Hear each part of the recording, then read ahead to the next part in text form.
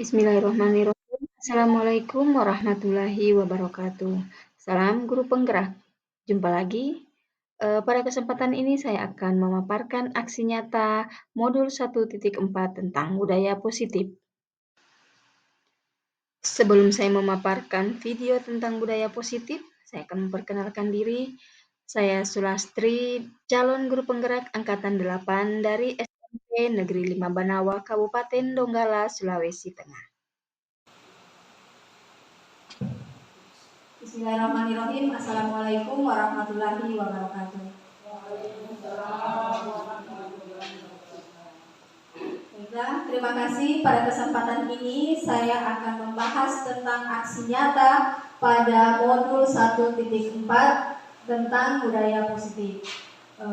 Sebelum itu saya akan memperkenalkan diri. Saya Sulastri, calon guru penggerak angkatan 8 dari SMP Negeri 5 Banawa, Kabupaten Donggala, Sulawesi Tengah. Baiklah, langsung saja kita pada apa itu budaya positif. Jadi budaya positif merupakan perwujudan dari nilai-nilai atau keyakinan universal yang dapat diterapkan di sekolah. Budaya positif diawali dengan perubahan paradigma tentang teori kontrol. Selama ini mungkin kita sebagai guru merasa sebagai pengontrol perilaku siswa, supaya siswa yang ada di sekolah kita sesuai dengan apa yang kita harapkan.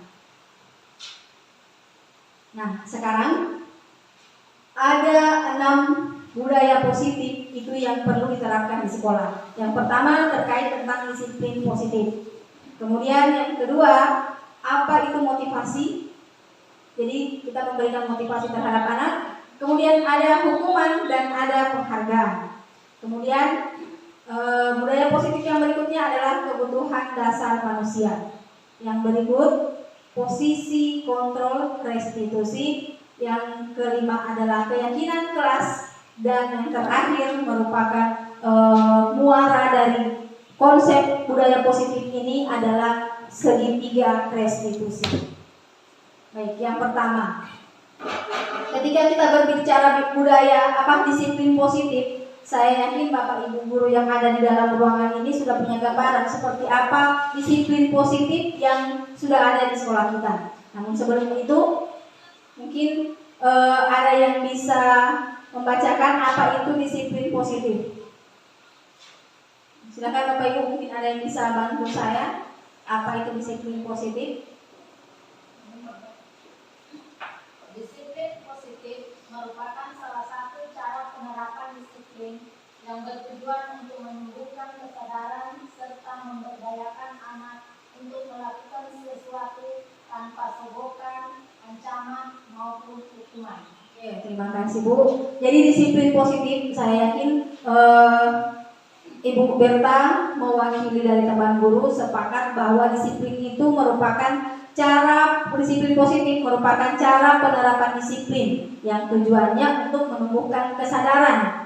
Jadi bukan berarti untuk menumbuhkan kesadaran siswa bukan berarti harus melalui sogokan, hukuman maupun ancaman. Nah, dan ini kata 3 ini diupayakan harus kita hilangkan dalam diri kita sebagai pendidik. Lanjut.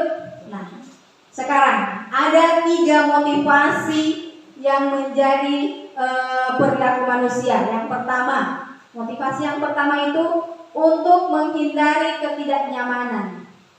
Ketika kita berbuat sesuatu, misalkan kita datang misalkan di aturan kita apel 7.15. Kita datang tepat 7.15, tujuannya bukan motivasi dari diri kita sendiri, melainkan untuk menghindari hukuman. Tidak mau saya datang lambat, nanti saya dihukum kepala sekolah. Mungkin seperti itu. Kemudian motivasi yang kedua, untuk mendapatkan imbalan atau penghargaan. Saya harus selalu cepat datang supaya saya yang ketika di ranking, saya yang juara 1 yang paling cepat datang atau yang disiplin. Jadi motivasi itu betul-betul bukan dari dalam dirinya, hanya karena mengejar penghargaan tadi. Kemudian yang ketiga, untuk menjadi orang yang mereka inginkan dan menghargai diri sendiri dengan nilai-nilai yang mereka percaya. Ini yang kita harapkan. Jadi kita percaya bahwa nilai disiplin itu betul-betul perlu diterapkan untuk apa? Untuk menghargai diri kita. Ketika kita disiplin, tepat waktu, berarti sama halnya kita menghargai diri kita, bukan semata-mata menghargai kepala sekolah ataupun orang-orang yang ada di sekeliling kita. Ya. Ini semoga ada pada poin kita semua yang ada di ruangan ini berada pada poin ketiga. Kemudian, nah tadi budaya positif, ada hukuman, penghargaan, dan restitusi. Nah tentunya hukuman merupakan suatu bentuk prosedur atau tindakan yang diberikan kepada murid atas kesalahan. Jadi biasanya ketika misalkan ada siswa lambat datang, langsung sini memisahkan diri, langsung hukumannya kadang-kadang kita suruh angkat sampah, menyapu lah dan sebagainya. Jadi hukuman ini ada dalam bentuk fisik maupun verbal. Berikut penghargaan. Nah, penghargaan merupakan sesuatu yang diberikan kepada murid jika mereka melakukan sesuatu keunggulan di bidang tertentu.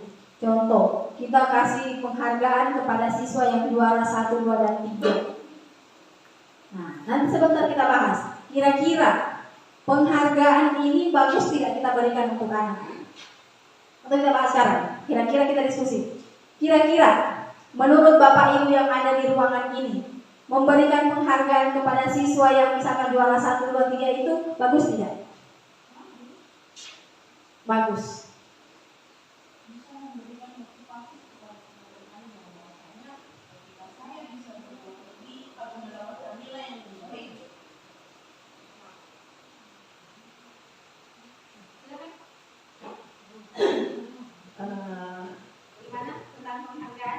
Penghargaan ini bagus kita terapkan untuk budaya positif atau bagaimana? Silakan.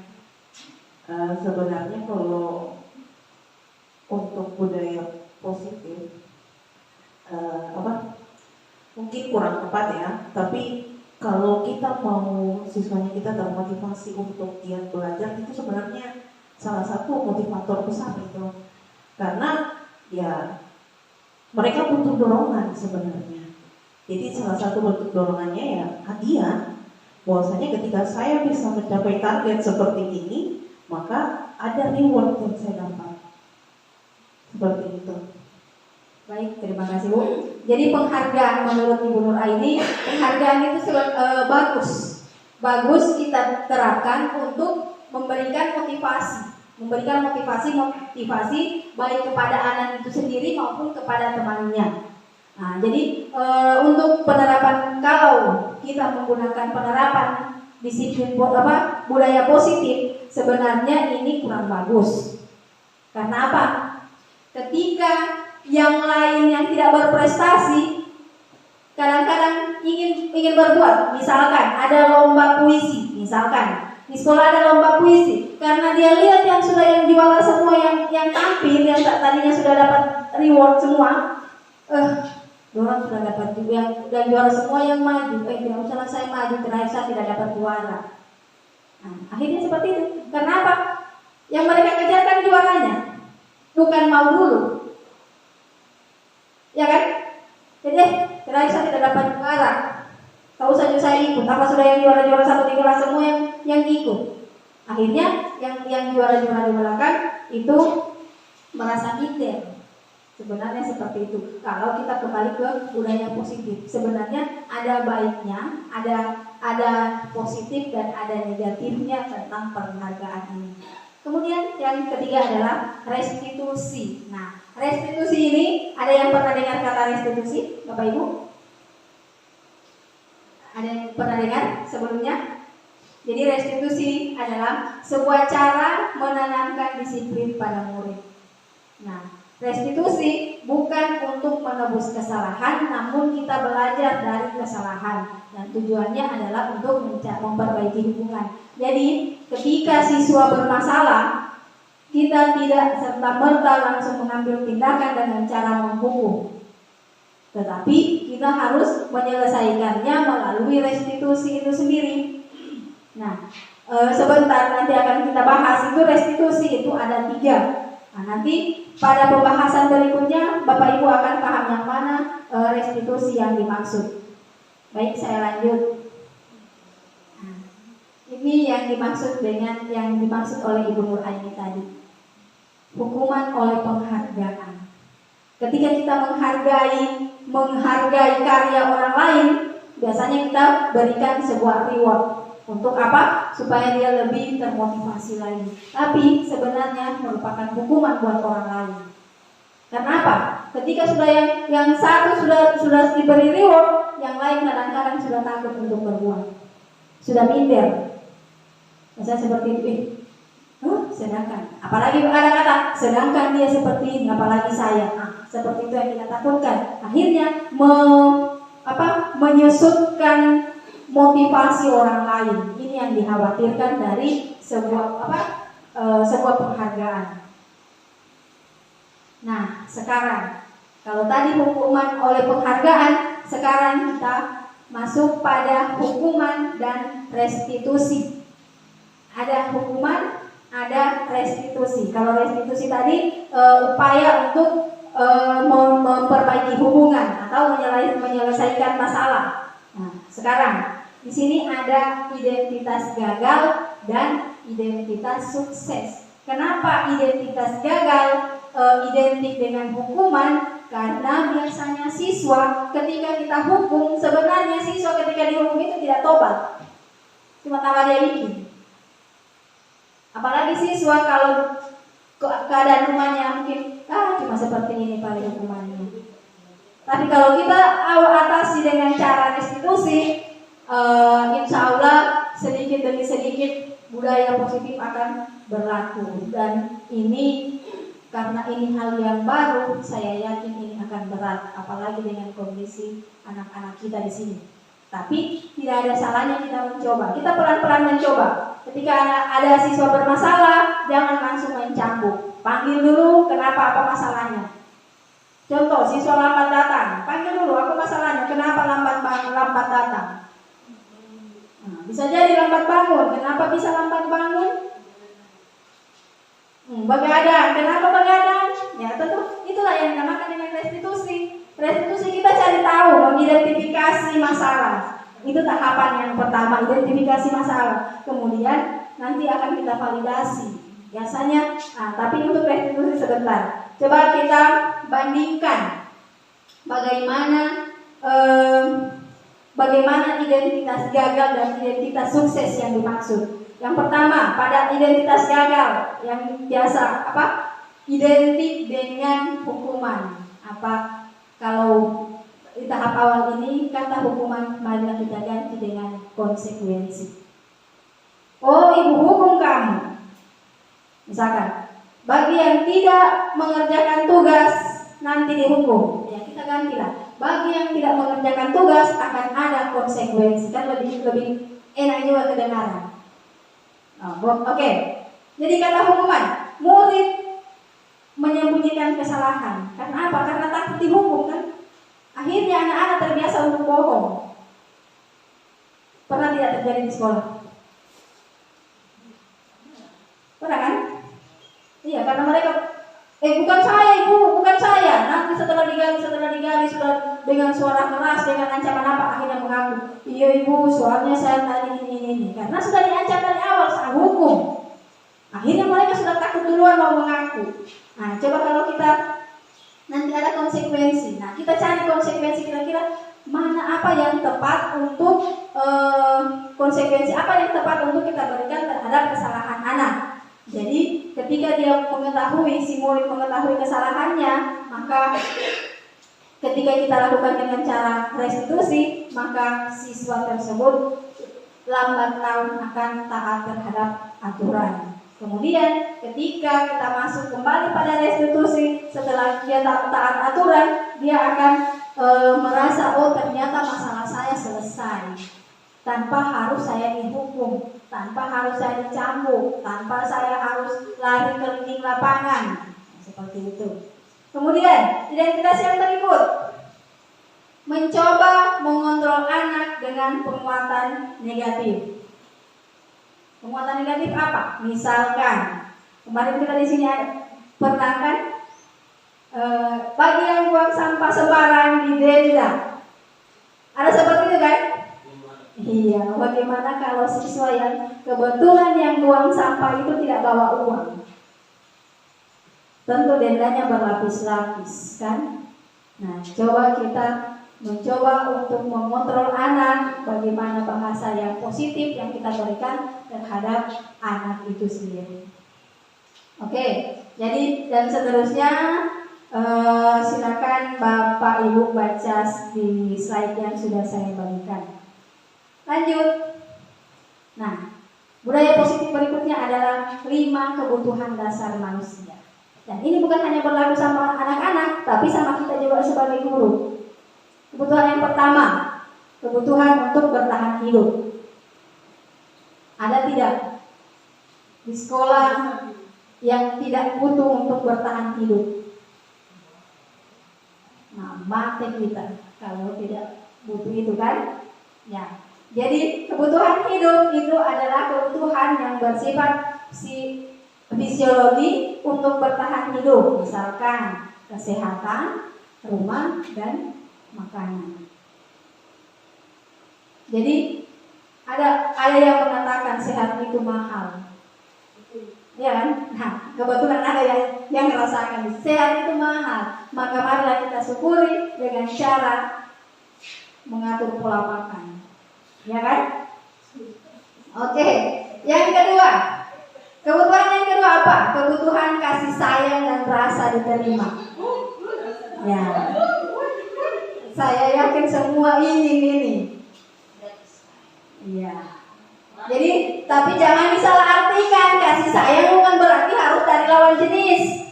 Kasih sayang itu kita sesama guru ini. Coba kalau kita tidak saling kasih dan sayang, pasti bentrok kan? Kalau kita tidak saling kasih dan sayang, kita tidak akan ada berada di ruangan yang sama seperti ini. Ya, begitupun dengan anak. Jadi ketika kita berada di kelas, marilah kita menempatkan diri kita sebagai orang tua dari anak-anak ini, sehingga rasa kasih sayang itu muncul. Begitupun dari anak-anak, karena mereka merasa oh mamanya yang ada di depan pasti adalah rasa sayangnya. Kemudian, ya, jadi rasa sayang ini dia merasa dia diterima, dia tidak mau. Ibu saya begini. Apa kau ini? Nah, biasa begitu kan? Ketika ada seperti itu berarti anak-anak tidak merasa adanya kasih sayang dan rasa diterima di dalam kelas itu. Jadi mari kita menghargai apa yang mereka inginkan. Kemudian kebutuhan yang ketiga adalah kebutuhan kebebasan. Nah, kebutuhan kebebasan ini yaitu kebutuhan akan kemandirian, otonomi, memiliki pilihan dan mampu mengendalikan arah hidup. Artinya mereka ingin mandiri. Mereka tidak mau semua gerakannya harus diatur semua oleh guru. Kita di sini juga pasti seperti itu. Kalau saya mau seperti ini, kenapa kan saya harus diatur? Kecuali yang perlu diatur itu tentang budaya positifnya. Datang 7.15, nah itu wajib diatur. Dan kita sendiri sebenarnya mengaturnya dari hati. Tapi kalau harus dari segi kalau hari ini harus kau pakai ini ya, besok kau pakai jilbab ini, kan tidak mau. Kenapa kan? Hidup-hidupmu kenapa harus diatur? Nah, seperti itu. Artinya kita butuh bebas. Nah, apalagi sekarang kita kurikulum merdeka kan? Mengajar kita pun sekarang sudah merdeka, apalagi cuma gaya berpakaian dan sebagainya. Mengajar kita punya kebebasan, begitupun siswa. Mereka juga ingin mandiri. Ingin mandirinya siswa bagaimana? Mereka ingin, ibu boleh tidak kita orang belajarnya di misalkan, ibu kita di luar. Kebetulan misalkan kalau saya pelajaran IPA kan tentang klasifikasi makhluk hidup, ibu boleh tidak kita belajar di luar? Ibu kalau kami yang kerjakan sendiri silakan. Nah itulah kebebasan. Mereka ingin mandiri. Mereka ingin apa yang mereka inginkan terpenuhi seperti itu. Kemudian kesenangan. Nah, saya yakin semua ingin senang kan? Tidak ada yang mau susah. Ya, jadi kesenangan merupakan kebutuhan untuk mencari kesenangan, bermain dan tertawa. Jadi Bapak Ibu kasihlah sedikit kesempatan anak-anak untuk bermain dan tertawa di kelas. Bukan berarti kita sambil mengajar mereka kita biarkan mereka bermain. Kasih kesempatan. Contoh, kesempatan bermain. Kalau kita sudah lihat anak-anak sudah mengantuk, ayo kita kasih ice breaking.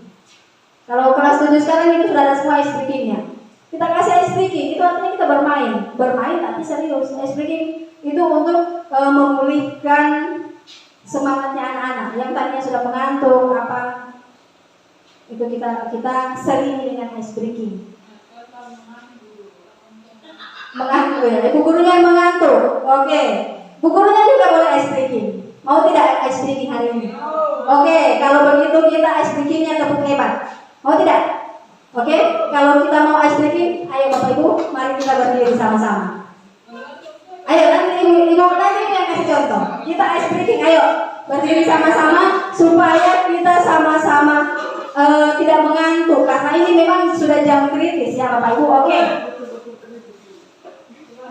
Oke, jadi saya kasih contoh dulu ya. Tepuk hebat. Jadi tepuk hebat. Aku hebat. Kamu hebat. Kita hebat. Aku hebat. Kamu hebat. Kita hebat. Yes. Oke? Sudah tidak? Oke, saya ulang ya.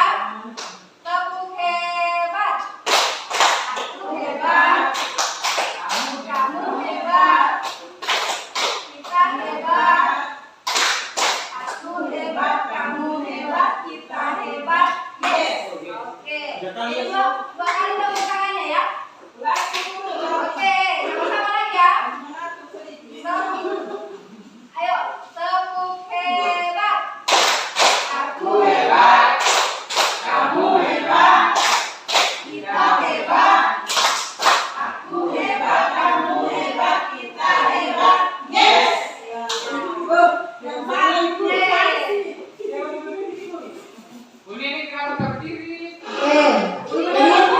Itu adalah salah satu contoh yang akan kita terapkan pada kebutuhan keseharian ini. Jadi supaya anak-anak tidak mengantuk, kita pakai ice breaking seperti itu.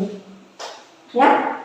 Jadi terserah Bapak Ibu mau kreasikan ice breaking seperti apa, itu tadi hanya salah satu contoh supaya anak-anak di kelas tidak mengantuk, tidak bosan dan sebagainya. Oke.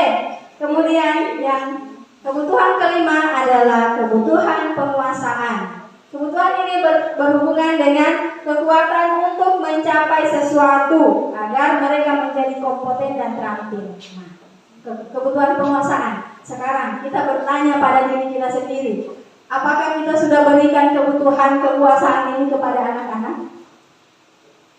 Kita yang tahu. Dalam artian kita memberikan misalkan kalau dalam IPA kebetulan materinya tentang kelistrikan.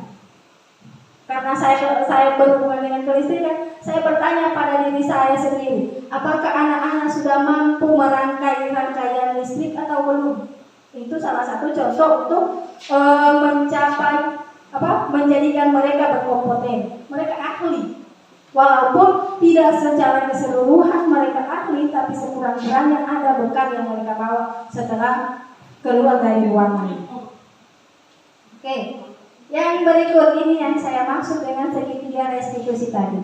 Nah, segitiga restitusi ini ada 3. Yang pertama menstabilkan identitas. Jadi menstabilkan identitas tadi, misalkan ada siswa yang lambat. Kenapa kamu lambat hari ini, Nak? Jadi bertanya, kenapa lambat hari ini? Oh, saya lambat bangun, Ibu. Kenapa bisa lambat bangun, Nak? Lupa saya pakai alarm HP Ibu. Kenapa tidak dibangunkan mamamu? Mamamu masih subuh-subuh sudah pergi berjual ikan. Biasa begitu kan? Ya, maka tindakan kedua adalah validasi kebutuhan. Iya, Nak, Ibu paham. Selama ini semua orang tidak ada yang namanya manusia sempurna. Pasti pernah melakukan kesalahan. Cuma sekarang kita fokus dulu lah. Kita cari dulu solusinya, kira-kira apa solusi yang akan kita lakukan ke depan supaya kamu tidak lambat lagi. Misalkan seperti, oh Ibu, saya pakai saja alarm, saya pasang sudah alarmku Ibu. Berarti ada validasi tindakan yang salah. Berarti dia sudah, oh kesalahannya kemarin dia tidak pakaikan alarm, berarti ada solusi. Oke lah, kemudian tanya, kira-kira setelah kamu lambat tadi, kira-kira keyakinan apa yang sudah dilanggar? Kira-kira keyakinan apa yang sudah dilanggar setelah lambat tadi? Ada tidak yang bisa menjawab? Pelanggaran apa? Keyakinan positif apa kira-kira yang sudah dia langgar setelah dia lambat tadi? Iya, disiplin. Itulah gunanya kita membahas disiplin. Disiplin ibu, berarti tidak disiplin sudah ya? Oke, kira-kira bagaimana menurut saya ambil contoh menurut Dian, kira-kira bagaimana Dian? Oh, supaya Dian besok tidak lambat lagi. Saya mau pakaikan alarm APT bu. Berarti sudah ada solusinya. Kemudian yang terakhir adalah menanyakan keyakinan. Ya, yang menanyakan keyakinan tadi, kira-kira keyakinan apa yang sudah dilanggar? Nah, jadi, tapi sebelum itu kita harus memperkenalkan dulu. Jadi kita putar keyakinan apa kira-kira. Nah, anak kan ada yang tahu, ada juga yang belum. Maka tugas kita sebagai guru, sebagai wali kelas, memperkenalkan keyakinan apa yang perlu perlu untuk dipertahankan. Nah, nanti setelah ini baru kita bahas. Ini sebenarnya 5 kontrol, mohon maaf. 5 kontrol guru. Nah, jadi ini salah tulis, di sini tertulis 5 kebutuhan dasar, yang seharusnya ini 5 kontrol restitusi. Nah, kira-kira tulisan hijau kelihatan tidak? Tidak kelihatan? Oke, kalau begitu saya baca. Ada 5 posisi kontrol kita sebagai guru. Yang pertama, posisi kontrol sebagai penghukum. Ada tidak di sini yang sebagai penghukum? Kalau ketika siswa bersalah kita hukum. Ya, saya yakin semua. Kemudian, pembuat merasa bersalah. Pembuat merasa bersalah. Misalkan ada masalah. Kenapa kok? Misalkan, ini tidur di kelas. Nuraini kenapa tidur pada saat pelajaran berlangsung? Nak, aku kecewa sama kamu. Ada kata kecewa seperti itu. Akhirnya anak-anak perasaannya itu, apalagi siswa, misalkan Nuraini siswa dengan guru yang bategur tadinya, pasti dia rasa begini.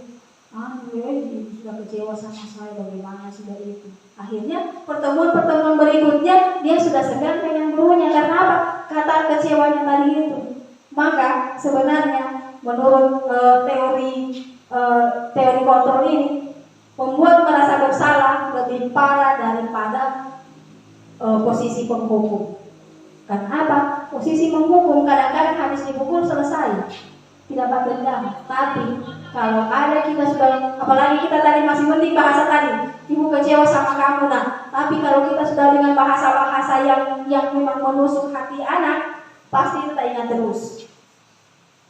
Saya yakin Bapak Ibu yang ada di ruangan ini pernah sekolah dulu, ada kalimat-kalimat yang sampai sekarang masih diingat.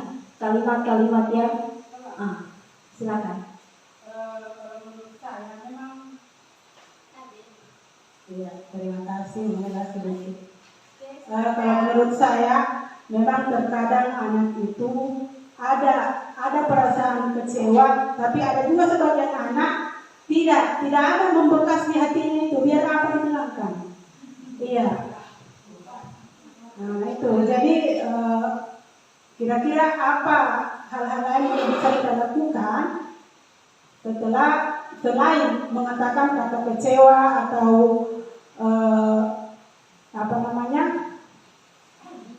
kamu ini tidak bisa diatur. Iya. Ya kadang-kadang kita mengajar di kelas, ada anak-anak yang memang suka sekali diatur. Biar bahasa apa yang kita ini tidak ada dia rubah kelakuannya itu ya. Tidak berubah. Ya itu saja. Terima kasih. Terima kasih Bu Atni.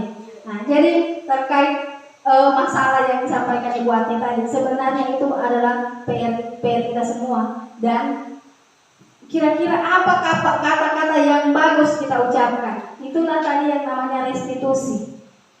Restitusi, kita mencari solusi. Misalkan yang Ibu Atni angkat, misalkan sudah ulang-ulang disuruh menulis misalkan. Ada siswa yang kita suruh menulis, sudah ulang-ulang menulis, sudah kita hukum, sudah kita pakai bahasa bagaimana, tapi tetap belum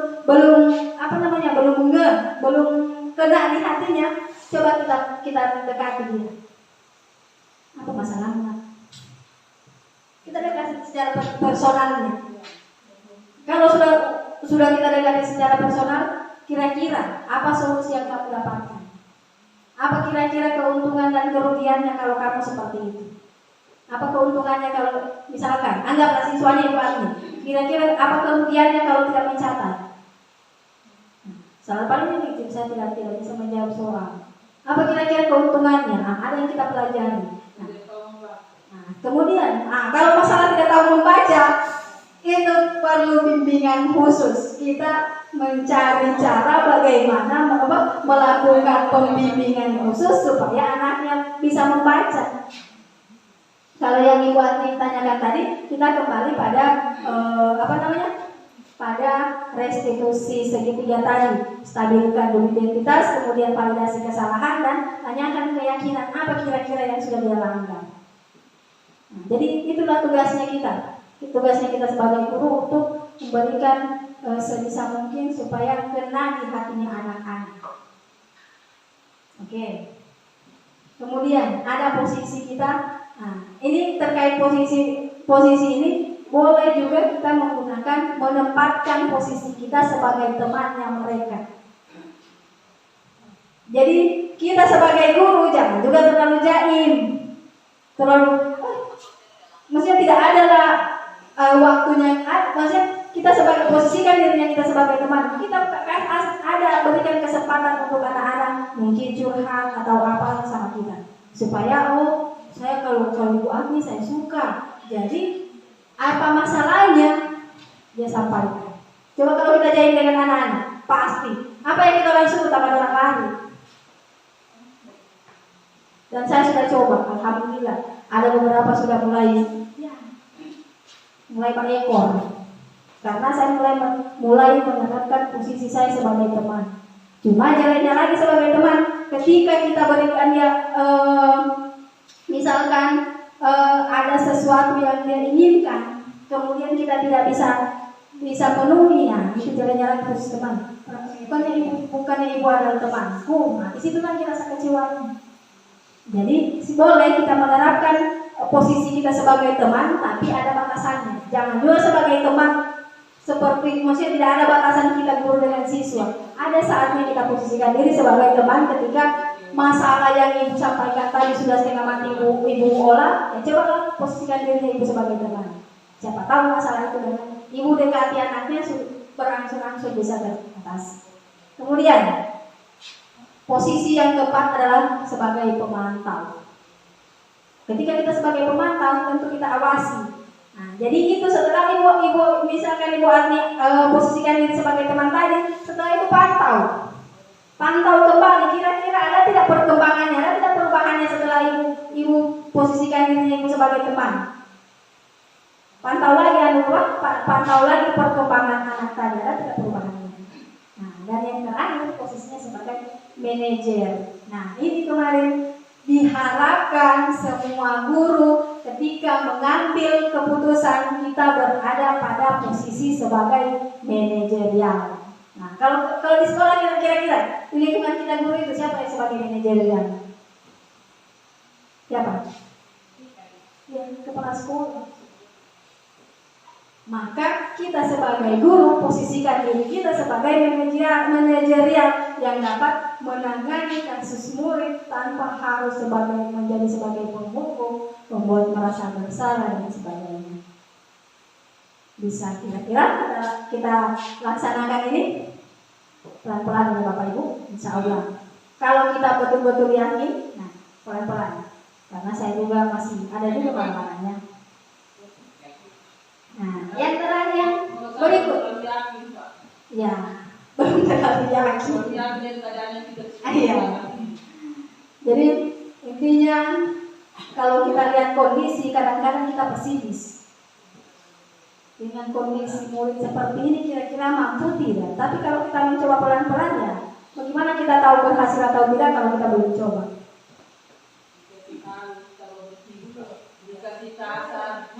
lagi. Oh, ya. Seperti itu. Dan kalimat ini sudah saya utarakan saat pendidikan dengan kondisi kita yang di sini.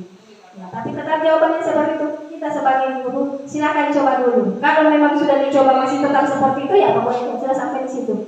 Tapi kita lakukan dulu. Nah, ini yang saya tekankan, kepada teman-teman semua, keyakinan kelas merupakan salah satu disiplin positif yang bisa kita terapkan dalam membangun budaya positif di sekolah atau di kelas. Dengan adanya keyakinan kelas di setiap kelas, diharapkan dapat mewujudkan tujuan pendidikan yang berorientasi pada profil pelajar Pancasila. Nah, di keyakinan kelas ini kita tunjukkan, kita berikan arahan kepada murid, kita menuntut mereka untuk membuat keyakinan kelas. Misalkan pertemuan hari ini kita buat keyakinan kelas, kita buat untuk hari ini kira-kira anak apa keyakinan kelas yang akan kita lakukan? Ibu, apa itu keyakinan kelas? Pasti langsung bertanya kan? Saya sudah terapkan kelas 9A, 9B dan kelas ada beberapa kelas yang saya ampuh. Nana, sebelum kita masuk materi, ibu mau buat dulu kesepakatan dengan kalian. Kesepakatan kelas yang akan kita bangun supaya di dalam kelas kita itu aman, tertib, tidak baliho dan sebagainya. Ibu, apa keyakinan kelas? Keyakinan kelas itu sama dengan aturan apa yang akan kita lakukan selama proses pembelajaran mata pelajaran, khususnya saya kemarin mata pelajaran IPA. Saya berikan kemarin, saya kebetulan masih banyak stok sticky note saya berikan satu orang satu. Silakan kamu tuliskan pada sticky note ini, kemudian tempelkan pada papan tulis. Setelah itu, kebetulan masih ada, belum saya hapus. Ini keyakinan kelas yang saya buat kemarin dengan kelas 7A. Dari masing-masing siswa itu ada yang menulis 2 keyakinan, ada yang 1, ada yang 3. Dari mereka itu, karena dari 29 siswa yang hadir kemarin, ada yang kebanyakan yang sama. Jadi yang samanya itu yang saya anggap 1 saja. Setelah itu saya dapatkan keyakinan, ada 12 keyakinan yang akan disepakati di dalam kelas 7A. Ini keyakinan, kebetulan masih ada, saya belum hapus kemarin. Jadi keyakinan kelas yang disepakati oleh kelas 7A, dan ini saya tidak yakin akan langsung terlaksana. Tapi dari 12 ini sekurang-kurangnya datang tepat waktu sudah mulai mereka lakukan.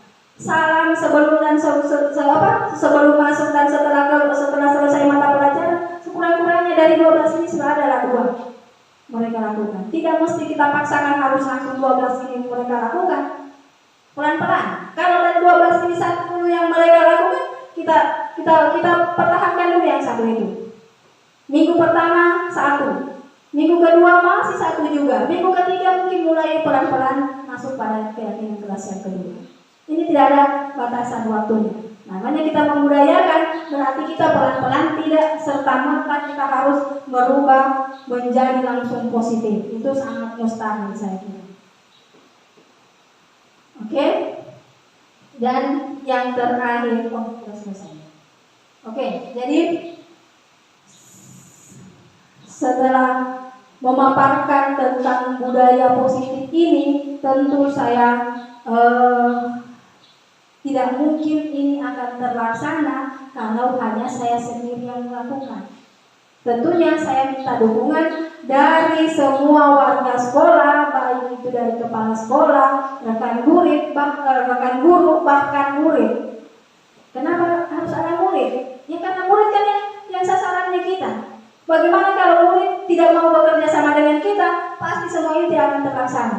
Jadi dukungan dari semuanya sangat diharapkan. Dukungan yang berikut adalah dari komite dan orang tua. Bagaimana caranya supaya ada dukungan dari orang tua? Apa yang menjadi kesepakatan kita itu akan kita sosialisasikan kepada orang tua, sehingga orang tua juga bisa berkolaborasi dengan kita guru.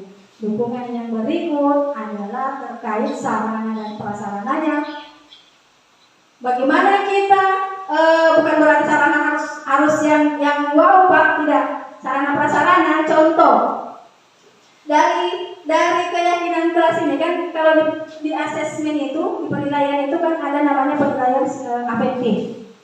sikap. Nah, penilaian sikap itu tentu kita punya instrumennya kan. Nah, instrumennya itu berupa lembar observasi yang kita pegang, dan yang pada siswa itu adalah penilaian diri dan penilaian antar teman. Yang kita nilai apa? Keyakinan kelas yang sudah kita buat.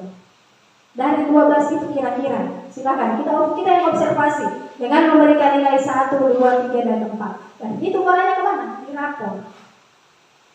Di rapor ada kan? Terkait spiritual dan sosial. Nah, ini spiritual dan sosialnya. Spiritualnya yang mana? Sopan santun, Ya, salam, berdoa, itu masuk semua kan? Nah, sosialnya mana? Saling menghargai, saling menghormati, dan sebagainya. Itu yang akan kita observasi. Misalkan kita sepakat, setelah 3 bulan kita lakukan observasi, atau setiap semester. Dan itu sebenarnya kita sudah laksanakan. Kenapa sudah dilaksanakan? Kan sudah kita setiap semester olah nilai kan, mengisi rapor. Sebenarnya kita sudah melakukan observasi, hanya prosesnya kita karena langsung tidak bertahap. Oke, jadi kira-kira Bapak Ibu, harapan dari sosialisasi ini semoga Bapak Ibu guru mau belajar untuk sama-sama membuat keyakinan kelas. Misalkan hanya 3 keyakinan kelas yang dibuat pada saat itu, ya 3 saja. Kalau misalkan 12 ini, terlalu banyak. Karena apa? Nanti kita juga yang misalkan, kurang juga nanti ada pengubah nilai. Ya, setidaknya ada dulu yang akan kita terapkan sama mahasiswa. Minimal budaya 5S itu yang kita tingkatkan dulu. Dan 5S, sopan, senyum, salam, sapa, sopan, santun. Kalau misalkan keyakinan kelas menerapkan 5S itu dulu, tidak masalah. Menurut Bapak Ibu itu dulu yang gampang kita laksanakan itu dulu. Kalau sudah 5 itu sudah berhasil, pelan-pelan ke keyakinan yang lainnya. Jadi karena waktu juga ini sudah 2:30, jadi pertemuan kita pada hari ini sekian, dan semoga bermanfaat untuk kita semua, terutama kepada anak didik kita. Jadi sebelumnya saya ucapkan terima kasih kepada Bapak Ibu yang sudah bersedia hadir bersama saya di sini. Semoga akan menjadi amal ibadah buat Bapak Ibu semua. Jadi untuk hari ini sekian. Billahi taufiq wal hidayah. Assalamualaikum warahmatullahi wabarakatuh. Berikut ini contoh budaya positif yang sudah saya terapkan di sekolah, yaitu penerapan segitiga restitusi yang telah saya paparkan pada demonstrasi kontekstual pada modul 1.4 sebelumnya, dan keyakinan kelas yang telah saya lakukan di kelas 9. Waalaikumsalam. Masuk nak?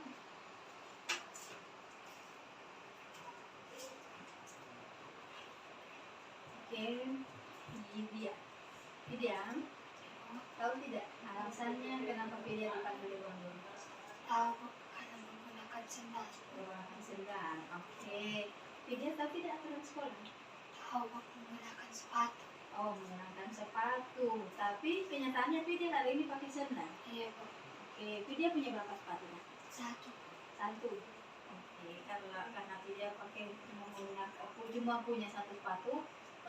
Kenapa sepatunya tidak dipakai? Dicuci. Oh, dicuci. Oke, kalau sepatunya dicuci, jadinya Vidya hari ini pakai sendal. Nah, karena Vidya pakai sendal, berarti Vidya melanggar Peraturan sekolah. Oke, peraturan sekolah. Nah, terkait peraturan sekolah berarti ada keyakinan sekolah yang perlu ditingkatkan. Kira-kira apa itu, Nak? Kedisiplinan. Oh, kedisiplinan. Oke, saya setuju kedisiplinan. Nah, kira-kira Vidya paham tidak tentang keyakinan sekolah itu? Oke, paham. Kalau begitu, kalau karena Vidya paham, kira-kira Vidya bagaimana solusinya supaya keyakinan sekolah tadi bisa terlaksana? Oke, menggunakan sepatu. Kalau begitu kira-kira Vidya mau tidak menggunakan sepatu? Mau. Mulai kapan kira-kira Vidya bisa menggunakan sepatu? Insya Allah besok. Oke, insya Allah besok ya. Ya. Oke, karena Vidya sudah menyadari kesalahannya dan insya Allah besok sudah menggunakan sepatu kembali ya. Ya. Oke, baik. Jadi alhamdulillah kalau ibu mendengarkan tadi Vidya cuci sepatunya, berarti Vidya salah satu siswa yang cinta kebersihan karena sudah mau mencuci sepatunya. Ya, kalau bisa sarannya mencuci sepatunya jangan di hari Kamis. Usahakan mencuci sepatu di hari Sabtu. Iya, Sabtu sore boleh atau hari Minggu supaya hari Seninnya bisa dipakai lagi. Oke, Vidya sudah paham nah kesalahannya? Oke, sudah. Kalau Vidya sudah paham kesalahannya, silakan Vidya kembali ke kelas dan bergabung dengan teman-temannya untuk belajar, ya. Makasih Bu. Oke, sama-sama. Assalamualaikum. Salam. Langsung ke kelas ya. Ya Bu. Sekarang sudah ada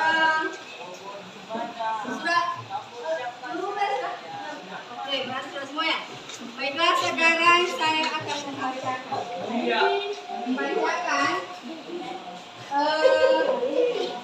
dari sekian kesepakatan kelas nanti akan kita gabungkan menjadi satu kesepakatan. Dan kesepakatan itu nanti yang akan kita laksanakan selama proses pembelajaran. Misalkan hari ini apa sekarang? Kamis. Hari Kamis. Kemudian pertemuan berikutnya ada kesepakatan kelas yang perlu ditembakkan, boleh. Silakan. Ya. Oke, sekarang yang pertama, tidak nakal, kemudian tidak bolos.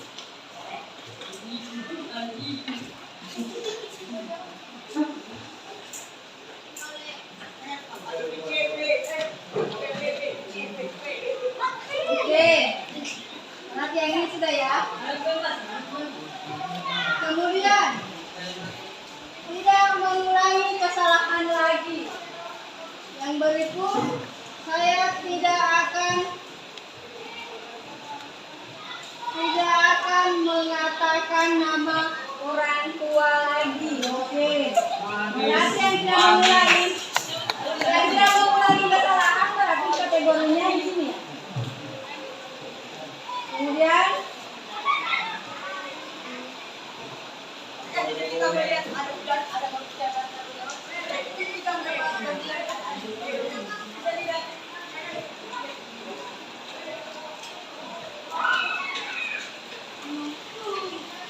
oke, ini sudah ya. Kemudian yang berikut, tidak berkelahi. Saya tidak memilih nama orang tua. Oke. Jadi ini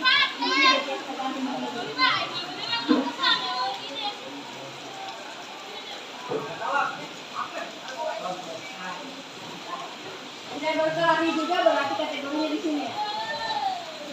Oke, sudah ada 3. Tidak suka mengulangi kesalahan dan tidak berkelahi. Oke. Kategorinya dinasa. Berikut, saling menghargai, tidak terlambat. Oke.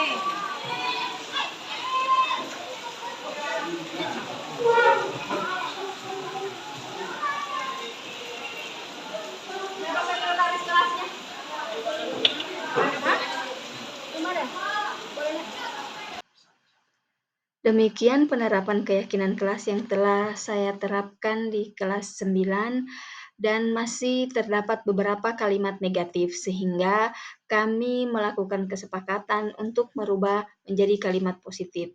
Sebagai contoh tadi, tidak terlambat. Nah, jadi kami merubah menjadi datang tepat waktu. Jadi semoga budaya positif ini dapat bermanfaat untuk kita semua dan saya akhiri billahi taufik wal hidayah. Assalamualaikum warahmatullahi wabarakatuh. Salam guru penggerak.